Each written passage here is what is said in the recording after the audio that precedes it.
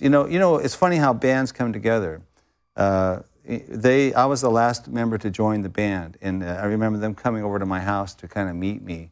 They had gotten my name from Musicians Contact Service. Oh man, yeah, I remember that. Which cost me $5. Right, is that still around? I don't know if it is, but but they got my name, and I think they came. They called me because of my name, Burleigh Drummond. Right, cool. So they came over to my house, and it was like just talking in that living room before we even played a note. We knew we were a band. It was like those kind of things. That energy, just kind of like, you can see it. We just had this thing, this energy between us, and we all complimented each other. Like I was the ethnic jazz guy, and another guy was the blues guy, another guy was big time into orchestral music, and another guy was kind of a folky songwriter. But we put them all in the same room, and it. And you come out with the hits. Well, originally Ambrosia started. We went to see King Crimson at the Whiskey A Go Go. Okay. And that was kind of like being reborn all of a sudden.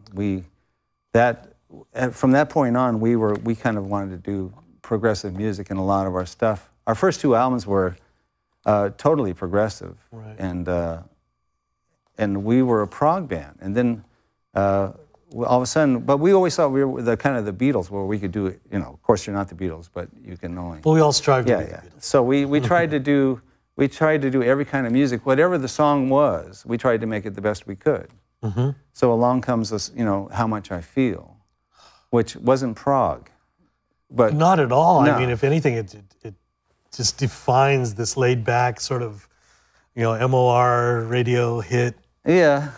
Well. So we did that, and then that was successful, But it took us out of one venue and put us in another one. All of a sudden, we weren't touring with Rush anymore. We were we were doing another thing, and it enabled us to headline and stuff like that.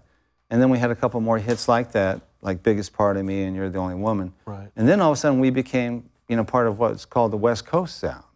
Which we didn't even know we were until we went to Europe and people defined us as, Ambrosia, West Coast sound. Right. Maybe you could tell a little bit of the viewers about what you were telling me earlier before we started about you went to France and some guy came up to you and yeah. No, we were playing at the Disney World over there. This was like not that long ago, like 10 years ago. Okay. And some guy from a label over there comes up and goes, "Oh, Ambrosia, you define the West Coast sound."